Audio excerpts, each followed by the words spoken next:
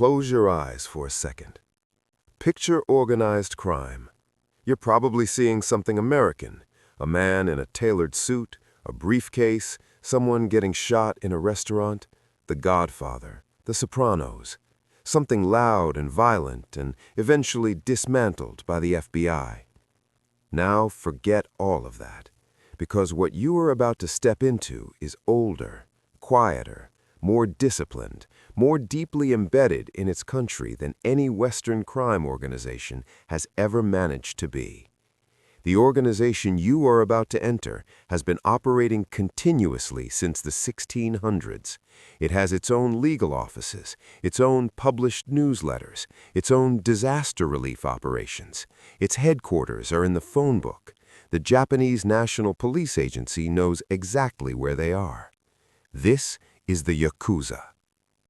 You are standing on a side street in Shinjuku at 2 in the morning. Neon signs are bleeding pink and gold across the wet pavement. Hostess bars are open. Pachinko machines are screaming behind glass. A salaryman in a loosened tie is dissolving slowly into the city's enormous indifference. You are not dissolving. You are one of the reasons this city functions. You exist in the spaces the official city pretends don't exist. When the 2011 tsunami hit, your organization had supply trucks rolling before the government finished its first emergency meeting. When a politician needs a problem dissolved quietly, he calls a number that has never appeared in any public directory. You are not a criminal organization. You are a parallel state. And this, from the absolute bottom to the unreachable top, is what it actually feels like. Rank 1, Chinpira, the street punk. Nobody joins the Yakuza because they want to. They join because every other door was already closed. You grew up Burakumin, descendants of Japan's feudal untouchable class, or Zainichi Korean, born in Japan, speaking only Japanese, still unable to fully belong to a country that defines membership by bloodline. Or you are simply poor in a nation that treats poverty as a character defect. The recruiter finds you at 17. He is not flashing money or wearing a suit. He is sitting outside a convenience store at midnight, same as you. He talks to you like a human being. A month later, he brings you to meet his boss. The ceremony is called the Sakazuki, the sake cup ceremony. You sit across from your oyabun, your boss, your entire world now, at a low lacquered table. He drinks from the larger cup. You drink from the smaller. The ratio is not symbolic. He is the parent. You are the child. From this moment, you call him oyabun. He calls you kobun. The organization is your family.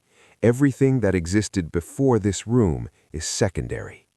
Your assignment is 3 blocks of the entertainment district, hostess bars, pachinko parlors, a massage place that is not just a massage place. Every week you walk the route. Every business pays a fee. The protection is real. The thing they are being protected from is largely your organization itself. Everyone understands this. Nobody says it. You carry no gun. Your weapons are your presence, your posture, the particular way a young man in a dark suit stands in front of a business owner and says nothing at all. The owner reads the standing. He goes to his safe. You bow slightly. You leave. You make 200,000 yen a month. You send half up the chain.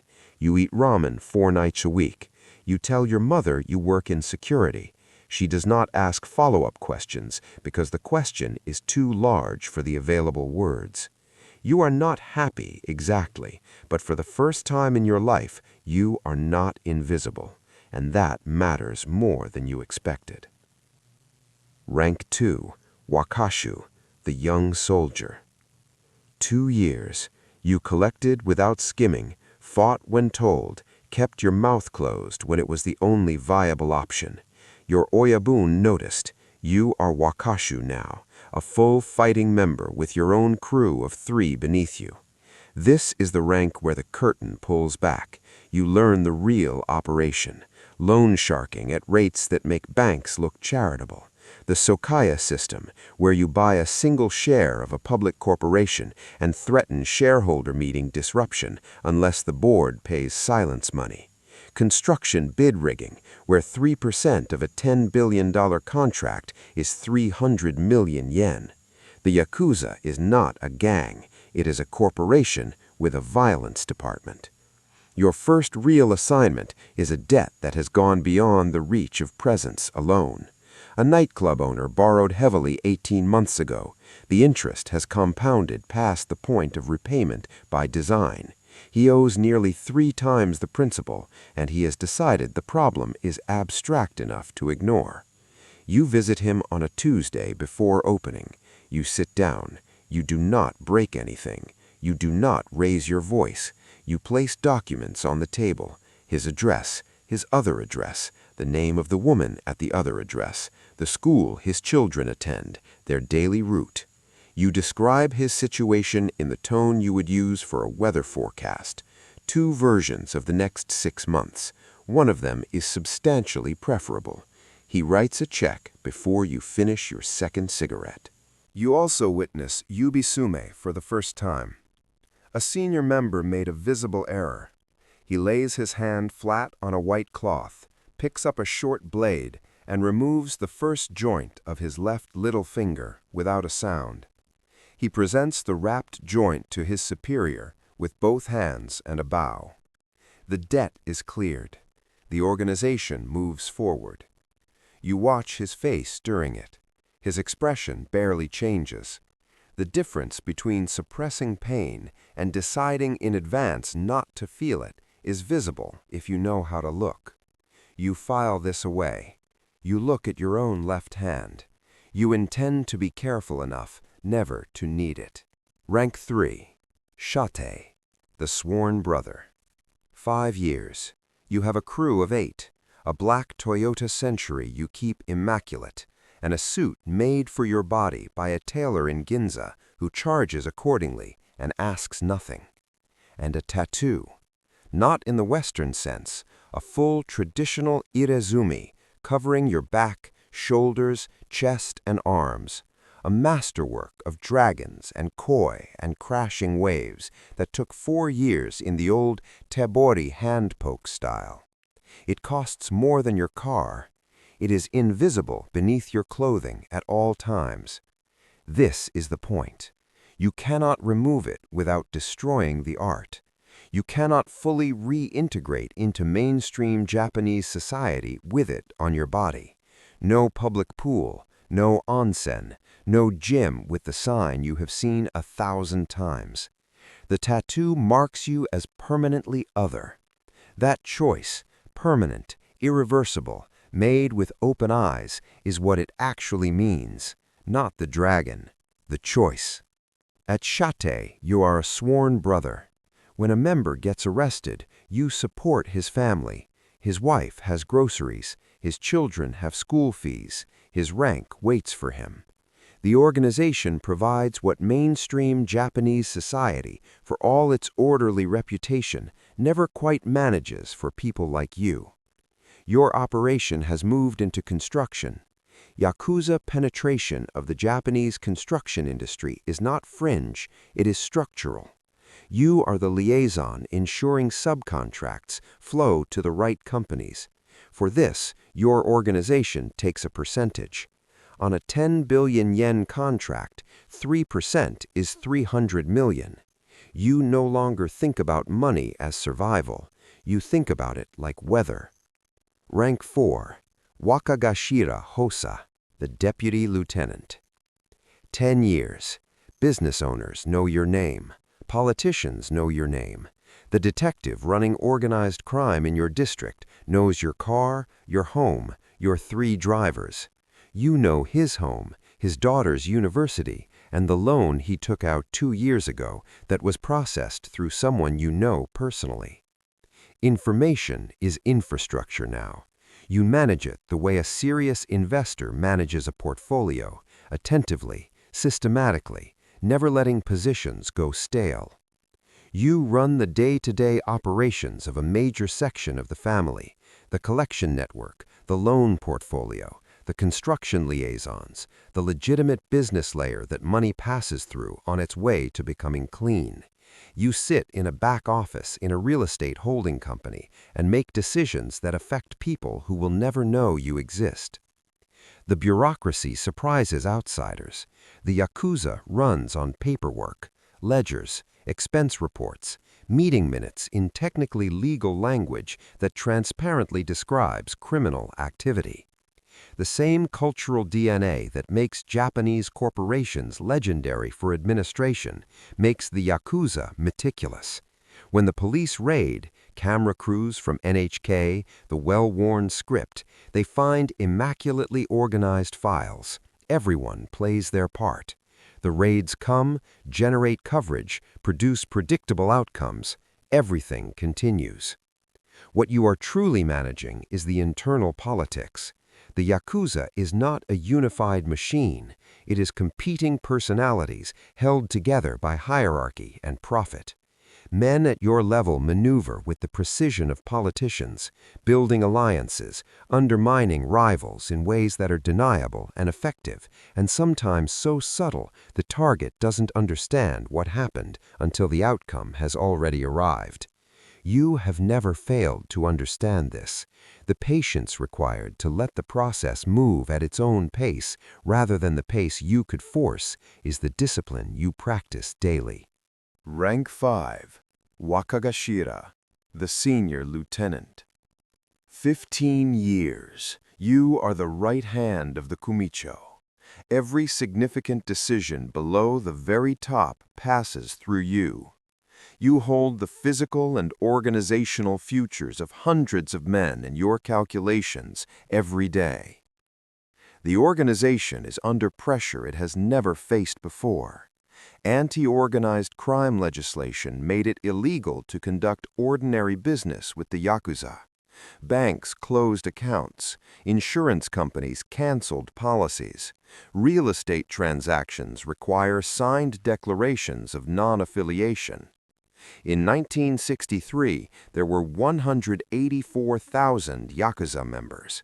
When you joined, there were 80,000. There are now fewer than 28,000 and falling. You think about this not with panic, but with institutional melancholy, a great organization navigating its most difficult chapter. The doors that were closed to your generation's recruits are not all closed the same way today. The pipeline is narrowing. Your response has been to push deeper into legitimate operations, not just laundering revenue through real businesses, but building actual capability. The skills your organization developed over decades, contract enforcement, dispute resolution, access to capital, are genuinely valuable in legitimate markets. The question is how to deploy them without the legal exposure. You have not taken a holiday without a security detail in 8 years.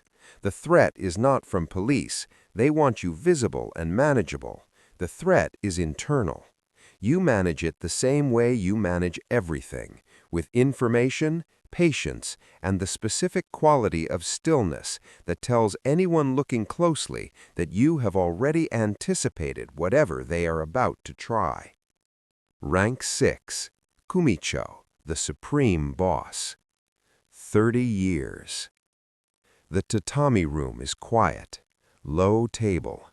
A calligraphic scroll 4 generations old in the tokonoma alcove. The brushwork of a man dead 100 years, still perfectly alive. A young man bows at the door, sets down tea without raising his eyes, and withdraws. You are the Kumicho. The organization answers to you in a way that has no equivalent in the legitimate world. Not contractually, not through reporting structures or performance reviews, through something older and more total. The men running your 4 major divisions have given you 30 years of their lives. They have severed finger joints, done time in Fuchu prison, and come out and returned to their desks without complaint. What they have given is irretrievable. That creates a loyalty that is not obligation. It is identity. Your organization generates between 50 and 100 billion yen annually. The money moves through construction firms, entertainment agencies, real estate development companies, each step technically legal, the totality obvious. Your lawyers are excellent, your accountants are better. You have been arrested twice in 30 years. Both times the charges dissolved before trial. Witnesses became unavailable. Legal theories developed flaws. These things sometimes happen. You have never taken a call from the prefectural governor's office. The governor's office calls you. Your wife has been with you 25 years. She knows the shape of what you do without knowing the specifics and has made a decision, annually renewed, that this is the life she wants. Your son is a lawyer in Tokyo at a firm that doesn't know his father's profession. Your daughter in Nagoya has 3 children who know you as a grandfather who brings gifts and goes very still in rooms. Children register that quality of stillness, even when they can't name it. You pick up the phone. A senior prefectural official answers on the second ring. You speak for 4 minutes. Your voice never rises above the volume you would use to order food. The call ends. You set the phone down. Outside, Tokyo burns the way it always burns, moving, glowing, generating its enormous neon-soaked life without pausing for anyone or anything. And now, in the quiet, you sit with the thing that took 30 years to fully arrive at. You own nothing. The organization does not belong to you. You belong to it. The Oyabun system that made you a father to hundreds also made you a child of something older than your grandfather's grandfather. A tradition, a chain, 300 years of fathers and sons and sake cups and severed fingers and immaculate ledgers. The chain will continue after you. Another man will sit at this table. The scroll will still be in the alcove. You set down the tea. The city burns. You are still here.